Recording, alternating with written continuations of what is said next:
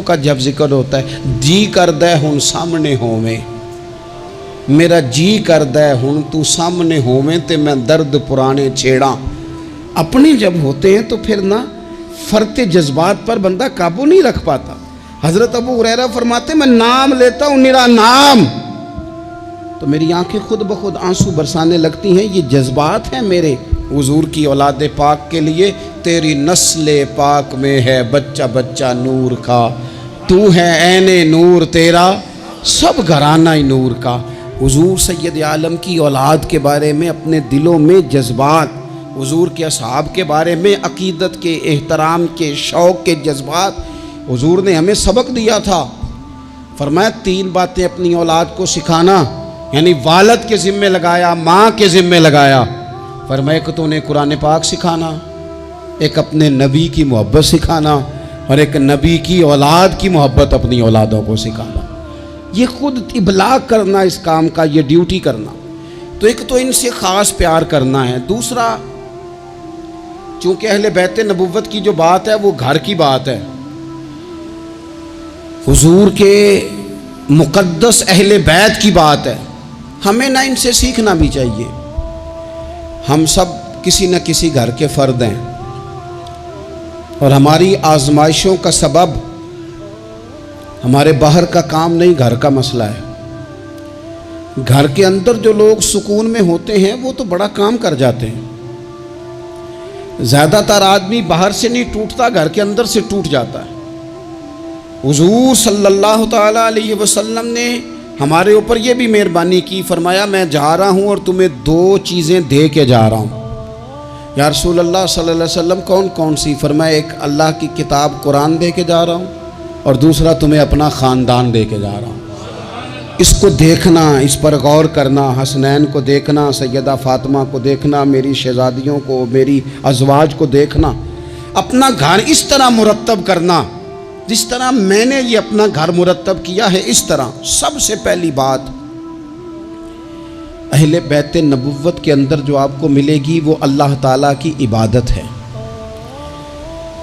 بہت زیادہ عبادت کرنا، ریاضت کرنا. آج کل عبادت سے جی چرانا. میں کچھ دیندار لوگوں کو دیکھتا ہوں، کہتے ہیں نسبت بہت تگڑی ہے ہماری، تو جناب لے جائے گی نسبت ہمیں، تم دیکھنا فلانے بزرگ کو فلانے کی خواب آ گئی، فلانے کو فلانے کی بشارت ہو گئی. او خدا کے بندو، میں آپ کو اس گھر کی بات بتا رہا ہوں، سیدہ فاطمہ الزہرا جو جنتی نہیں، جنتی عورتوں کی سردار ہیں.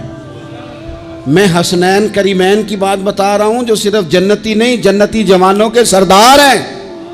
لیکن وہاں تو ساری رات مصلی بچھا رہتا ہے. عبادت آپ کی روح کا تقاضا ہے. مہنگے سے مہنگا موبائل خرید کے لے آؤ، بہترین مال خرچ کر کے آپ اس کو لے آؤ، لیکن اگر آپ اس کی بیٹری کو چارج نہیں کرتے بار بار تو وہ آپ کو کام نہیں دیتا. آپ نے جناب بڑی مہنگی گاڑی خرید لی، بڑی مہنگی، تو ایک ہی دفعہ خریدنے سے وہ مستقل نہیں چلتی، بلکہ اس میں بار بار پیٹرول ڈلوانا پڑتا ہے. کچھ چیزیں ایسی ہوتی ہیں جن کی بار بار حاجت ہوتی ہے، وہ پوری کرنی پڑتی. ہماری جو روح ہے نا، اسے بار بار عبادت کی حاجت ہے. آج لوگ ڈپریشن اور ٹینشن کے مریض ہو کے جاتے ہیں نفسیات کے ڈاکٹر کے پاس، وہ کہتا ہے مراقبہ کرو، تھوڑی دیر اکیلے بیٹھو، سو جاؤ، یہ والا کام کرو، آنکھیں بند کرو، فلاں کرو، دیر تک میں تمہیں بتاتا ہوں، دیکھنا سکون ہو جائے گا. اس سے زیادہ بہتر یہ نہیں جو طریقہ رب رسول نے بتایا ہے کہ ذرا سر سجدے میں رکھو نا تھوڑی دیر، ذرا ہاتھ اٹھا کے وہ باتیں جو مراقبے میں جا کے سوچنی ہیں وہ ساری یوں ہاتھ کر کے. میں نے پہلے بھی کہا تھا، پھر کہتا ہوں، میں ایک دفعہ ایک ڈاکٹر صاحب کے پاس بیٹھا تھا، اپنی والدہ کو لے کے گیا، تو وہ ایک ڈاکٹر صاحب ایک بزرگ سے کہہ رہے تھے کہ آپ میرے 15-12 سالوں سے پیشنٹ ہیں، میں آپ کو ایک ہی بات کہتا ہوں کہ دل کی باتیں کہہ دیں کسی سے، کہہ دیں کسی سے، آپ دل ہلکا کر لیں، سکون ہو جائے گا. تو وہ کہنے لگے ڈاکٹر صاحب نہیں کچھ گلاں کنوں دسیے، پردے ہوندے نے، کچھ نجی اور ذاتی باتیں ہیں، کس سے کہیں. تو میں نے کہا جی میں ڈاکٹر تو نہیں ہوں لیکن طالب علم ہوں دین کا، اگر آپ اجازت دیں تو کسی کے بیچ میں بولنا تو نہیں چاہیے، تو میں بات ایک کر لوں. کہنے لگے کر لیں. تو میں نے کہا بابا جی واقعی کچھ باتیں ذاتی اور نجی ہوتی ہیں، کسی سے کہی نہیں جا سکتی، لیکن حال بتایا نا ہمیں اللہ رسول نے، جو کسی سے نہیں نہ کہہ سکتے وہ مصلی بچھاؤ اور اپنے رب سے کہہ دو ساری، وہ رسول کائنات کی بارگاہ میں کہہ دو ساری، ایک دفعہ نکالو، کہو ان سے، کسی سے کہو گے تو وہ اپنی مرضی کا تبصرہ کرے گا، رب رسول سے دکھ کہو گے تو اللہ رسول رحمت والا معاملہ فرمائیں گے، کہہ دیں جو دل میں ہے۔ اہل بیت نبوت کا طریقہ کثرت سے عبادت، ساری رات سیدہ فاطمہ الزہرا رضی اللہ تعالیٰ عنہ نفل پڑھتی تھی، ساری رات گھر کے سارے کام کرنے، ہاتھوں پہ چھالے پڑ جائیں گے۔ آج کسی غریب ترین آدمی کی بیٹی بھی اتنا کام نہیں کرتی کہ چھالے پڑ جائیں، حالانکہ دکھ پھر بھی بڑے زیادہ ہیں، آپ جس سے بھی کہیں گے وہ کہیں گے بیٹی بڑی تکلیف میں ہے، روتی بڑا ہے، لیکن اتنی مشقت کوئی بھی نہیں کرتی، اتنی محنت کے باوجود رات کو عبادت ہے، تقوی ہے۔ حضرت عبداللہ ابن زبیر نے حضرت امام حسین کی شہادت کے بعد جب خطاب کیا تو اہل کوفہ کے وہ لوگ جو تلواریں لے کے نکلے تھے، آپ ان سے فرمانے لگے کوفیو تم نے پتہ ہے کس شخص کو قتل کیا ہے؟ میں حسین ابن علی کو جانتا ہوں، میں نے اپنی آنکھوں سے دیکھا ہے۔ یہ ذرا حضرت عبداللہ ابن زبیر کے جملے ہیں، فرمانے لگے میں نے انہیں دیکھا ہے، وہ لمبے لمبے سجدے کرتے تھے، وہ لمبا رکوع کرتے تھے، لمبا قیام کرتے تھے، وہ اکثر نفلی روزے رکھتے تھے۔ کثرت سے عبادت اہل بیت کا طریقہ ہے، کچھ سجدوں کا ذوق بنائیں، کچھ مزاج بنائیں عبادات کا۔ دوسری بات اہل بیت نبوت کے اندر جو بڑی اہم اور بڑی خاص تھی وہ تھی اللہ کی مخلوق کی خدمت۔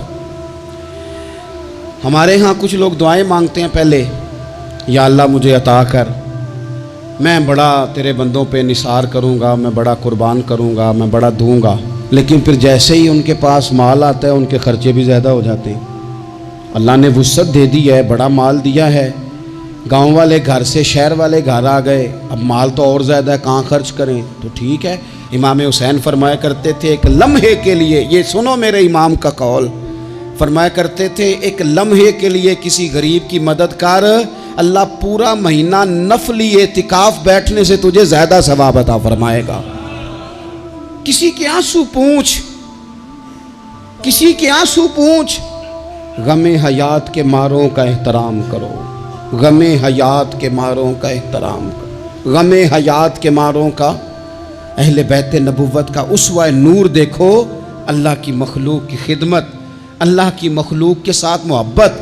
امام حسین کے پاس ایک سائل آیا 1 دینار مانگنے، امام حسین فرمانے لگے ٹھہر جا، تھوڑا سا انتظار کر۔ شام ہو گئی، وہ بیٹھا رہا، 5000 اشرفیاں 5 تھیلوں میں بھری ہوئی حضرت سیدنا امام حسین رضی اللہ تعالیٰ عنہ کے پاس لائی گئیں۔